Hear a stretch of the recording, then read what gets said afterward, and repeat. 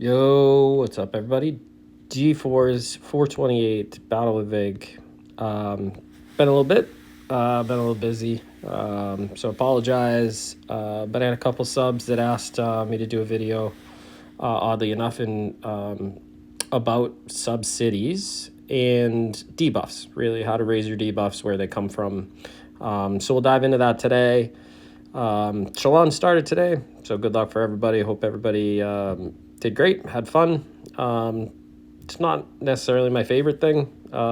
Comes kind of a solo fest. I feel bad for, for the matchups for some opponents. That you've got, like today we faced an alliance where 10 or 11 of our players were bigger than their entire alliance. So, that kind of stinks, but it is what it is. It's fun nonetheless. It's good to play. So really looking forward to the next couple of weeks and hopefully advancing into prelims, semis, and hopefully finals. So, all right, let's break into it. Subcities. First, if you click on your keep and you go to culture feature, there's all these different culture features, and I won't spend a specific amount of time because I think, the benefits you get from changing culture are more important when we talk about the subcity. So you have a main attached subcity that changes culture when you change your keeps culture. None of these really, in my opinion, offer any value other than maybe China. So I will, if I'm pulling RSS out, I'll switch to China for the extra troop load. It saves me, maybe a couple attacks here and there. It's a small percentage boost. But most of the time, if I'm doing that, I'm probably training troops. So we'll get into why China's important there. I get lazy. I don't really change it much. Sometimes I forget to change it back in battle.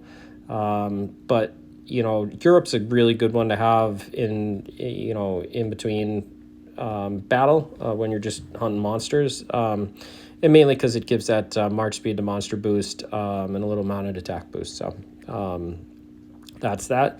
Really what we're focused on here, we're going to go into sub-cities, it'll show you each sub-city and what they buff. All right. So you can click on this button here. It'll go common, uncommon, excellent, legendary, epic. Everyone gets so enamored with gold subs, right? It's like, oh, I need a gold sub, or I have a purple. Do you have a gold? Or I have a blue. I want to upgrade to purple. And they don't understand that, just because it's a higher level sub, they have specific advantages. So if you have a gold sub, but it's not helping you in battle, then what's the point of having it? If you have a gold sub and it's buffing construction speed and you need you want it for research, then it's really not important. So what we've done on our server, which has been great, is Vig has released a lot of European and American gold subs. And so we've played like other servers in SVS, and they're like, why do you have just gold subs sitting there? And really it's so that the whole server can use them when they need them and gain that benefit. And then they drop them after they're done and everyone can use them. And it's been great. If you don't have a NAP server and, so maybe you keep a lot of those subs in alternate accounts or smaller accounts that don't necessarily battle, and you can trade them out and use them when you need them. But anyways, if you're going to do construction, you want European for that main city construction speed. So you get a bunch of these subs in house and you stack them up. You're going to save yourself a bunch of speed ups when you're building buildings. China, I switch to these when I'm doing training, right? So if you're batch training a bunch of troops, there you go. You're going to save some training speeds by having a bunch of Chinas as your subs. We get into Japan. Everyone wants Japan's. Why? Main city attacking troop attack. So when you're attaching your subs and you're sending them on an attack, you're going to get a flat main city, a flat 10% across all two troop types, troop attack boost, which is great. Korea is great for alternate accounts or for accounts that gather a lot. So the big one here, you're going to get 15% extra resources from gathering when you send marches out. So you stack those up. You can bring a ton back more RSS when you gather. America, big one here, research speed. So you stack a bunch of these. Generally I'll save up gold and scrolls and whatnot, or research stones if you're not into MA yet. But basically, I'll do like 15 minutes of research. I'll gather up all these subs, do as much as I can with the gold that I have. And again, you're saving yourself a ton of speeds there. Russia, the other main PvP one. This one is really good for defending. So say you don't attack very much and you defend, you really kind of want as many of these subs as you can get. Why? Because it's buffing in-city troop attack. So it's going to buff attack for all troop types, 10%, if you have a gold one, across all your troop types when your subs are attached, when you're defending. And then Arabia is hospital capacity and healing speed. So again, I don't really think those matter much. If you've got a gold Arabia, and I would rather have a common white Russia because it's giving me 2% boost in battle that I don't have with that gold Arabia. So again, think less about color, more about culture. Try your best to really get good relationships with people on the server within your alliance so that you can trade these out, benefit yourself, save speeds, because it helps a lot. All right. Now, why do we go over subs? Well, subs are really where you're getting most of your debuffs from. And what are debuffs? Debuffs are essentially, coming off the other player's buffs. And there's a point, so I'm going to bring up, this is just a random report I found. I didn't want to put anyone's name out there or call anyone out or whatever, but left side's attacking troop, right side's defending buffs. And what you'll see here is on the bottom is all the debuffs. So you got your attacking player debuffs and your defending player debuffs. I think it's easier to have higher debuffs when you're attacking, and because most of the military academy debuffs are strictly for attacking. So it's typical for your defending debuffs to be a little bit lower. We'll get into kind of where they come from. But basically what you see here, let's just take the defending ground troop attack 1261, and you'll see the attacking debuff 630. So you can only debuff a player up to 50% of what their buffs are. That attacking debuff very well could be higher than that. But you're only allowed to debuff up to half. So when you pick what you want to specialize in, what generals you want on your subs, what gear you want on your subs, where you want to drive your debuffs, you have to kind of weigh out a couple things. One, what am I attacking? So when I'm attacking players, where are they strong? What do I want to break them down? Where do they have a lot of troops that I want to make weaker? If I'm defending and someone's attacking me, what troops do I have in-house? What troops do I want to make stronger? What are they going to attack me with? So when they attack me with something, I want to break down those buffs that they have to make them weaker, right? So I think there's a couple ways to do this is trying to be as well-rounded as possible so that all your debuffs are high. I think in a perfect world, everyone would max out every single category. Evony makes that very difficult because they make it very easy to debuff certain things and very difficult to debuff other things. So I think a lot of it has to be, okay, within each troop type, maybe what's the most important thing? So, for me, I would, for a player that's growing, I would really try and debuff ranged attack. That would be a really important thing for me. If I had a lot of a certain build and I was going to be attacked by a ground clear, right, by a bigger player, well then I'd really focus on driving maybe my ground debuffs up so that I could be stronger against a ground attack. So there's no right or wrong here. I think you want to debuff as much as you can to as high a level as you can, but you should be checking these all the time, right? Even if you're, I take more from my bad hits and my bad losses than I do from my good ones. And generally it's because I'm looking at these and I'm going, oh, my debuffs are low there. Oh, my buffs aren't correct there. Oh, that player had really good buffs in this area. oh, that's why that happened, rather than, you have a clear, you have a 2 billion clear, and I look at the buffs and I'm like, well, no wonder why. So you face a player that doesn't focus on these things, and that you're going to get a good result. You face someone that does focus on these things, and it becomes a lot more difficult. And that's, I kind of pride myself on that, is that, if you can raise your debuffs up and raise your buffs up, and really be a hard player to gain points off of, or really be a strong player to try and defend against, I think you're doing it right. So we'll go into generals here. I'm not. We did a generals video on duty generals and subcity generals, so I'm not going to dive too much into this, but let's just, for instance, go over and NBK here. So he's a really good sub general. Why? So we're going to click on it. Reduces enemy ranged troops attack by 30% and enemy troops defense by 10% when general's leading the army. So again, he's in a key area maybe that you've determined. He's debuffing at a pretty high level. You start to look at his red stars. He's debuffing enemy troop HP, enemy ranged troop and siege machine HP, which is very difficult. And depending on your setup, you may not view that as important. So maybe it's like, oh, all right, he's good. I'm only going to get him to 1 star, and then I'm going to invest somewhere else. We pull that back and say we were looking at Baldwin here.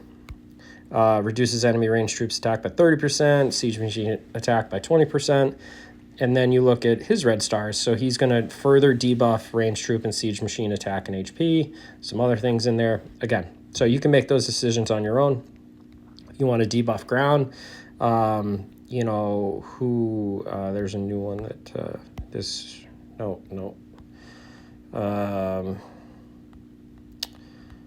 in any regard. Darius is good, right? So it reduces ground troop attack. Right, so he'd be a good one for ground. Do you want to balance these out? Do you want to really maximize range? Read your reports. Find out where you're weak, then make these decisions, then raise these. I think early on it was common to see like people with, 8 Canutes. And now with the ascending and some of the other things, you can really grasp some of those debuffs, and you don't necessarily need to have multiple copies. You can use those copies to ascend these generals and get even further enhanced debuffs. Also, if you look at these, typically with all these sub-generals, the second specialty offers an additional debuff. So if you have extra specs in that second specialty, you can get additional enemy troop attack or HP or defense, depending on what the general is. So it's a really wise investment. If you're finished speccing out all your generals and assistants, your sub-generals are a really good spot to start to finish those, because you'll see in the 4th, you can't get to the 4th spec without doing the first 3. So I think 1 and 3 aren't that big a deal, but you get to the 4th one and you'll see additional debuffs. So that's great. So the second place that you're going to get a ton of debuffs from is from gear. So like we'll just take, for example, whatever, and look at it, and you'll see they have gear. Now, none of this gear is refined, right? Because you refine for buffs, and this Mark Anthony is the mayor of the Hungary famous city. So if we look at that city, it has 560 troops. I don't really care about buffing 560 troops. I may gem those back to, next Shalon, and they'll be gone at the end of it, because there's a lot of solos and they die. So what we're trying to do there is not necessarily look for buffs, but we're looking for debuffs. So if you look at, this Akka Spear, minus 40% ground defense, minus 40% ground HP, and then you look at all that green. For a 6-piece Akka set, you're getting 15% enemy troop attack additional debuff. So if you have 7 or 8 or 9 subs, you should have 7 or 8 or 9 really good sub generals who have been cultivated for I won't do that now, but anyways, leadership and politics, and who have Aka gear, full Aka gear, because you're going to get a ton of buffs in there. And we can, we can go through all the Aka gear. I think that's kind of a waste of time if you look at it. What are the important ones? Courageous Ring debuffs range attack. The Fearless Ring debuffs ground and mounted troop HP. So depending on what you want to debuff, make that selection. Courageous Boots debuffs siege attack and mounted attack. Fearless Boots debuffs siege attack. So I would definitely go with Courageous Boots because it has the additional debuff. Courageous Leg Armor is mounted attack. Fearless Leg Armor is range defense and siege attack. So depending on what you want to debuff, I think siege attack is very easy to debuff. So maybe you make the selection to try and raise your mounted attack there. And go with Courageous. Courageous Armor debuffs siege attack, mounted defense. And the Fearless Armor debuffs mounted defense. So obviously Courageous Armor, better option there. The Courageous Helmet debuffs ground defense and ground HP. The Fearless Helmet debuffs mounted attack. So maybe that's one where you split it down the middle. You put half on one, half on the other, really try and raise those. Or maybe you specialize in one because that's what you want to debuff. Then we get into the weapons. The bow is siege attack. The spear is ground defense and ground HP. The axe is ground HP and range HP. And the sword is mounted attack. So again, you can make your selections there. A lot of the new Civ gear that's come out. And Civ gear is expensive. So maybe if you're not spending a lot of money, you don't have a lot of this gear. But if we look at, even this Augustus set, right? This is a piece I've been interested in. And you'll see all of these debuffs. Enemy range troop and siege machine attack, enemy range troop defense, enemy range troop and siege machine HP. So most of this stuff has debuffs. Now, maybe you lose the Aka 6-piece set, but if you do the math and you arrange them properly and you have some leftover pieces, you can, put focus into raising your debuffs on one of your, sub-generals by putting some Civ gear on there. So there's a couple other areas, research. As I mentioned before, I'm not going to go through Military Academy really, but if you look at it, you'll see here, increases range troop and mounted troop attack and reduces enemy troops HP when attacking. So most of the Military Academy stuff is debuffs while attacking. That's why you'll see some higher debuffs there. If we go into the Academy, go all the way down here to the end, we look at it, you'll see all of these right here. Ground range, mounted siege, HP decrease. Definitely want that. Not that. And then we'll see here. I don't have my siege maxed out because I maxed debuff it, so it was like I didn't really care about it. But again, you'll see all these are maxed because I want to max my debuffs as much as possible. So at the far end, Military Academy, anything that debuffs, you need to research it. If you do that, you'll raise your debuffs. All right, if we go into Art Hall, where is it?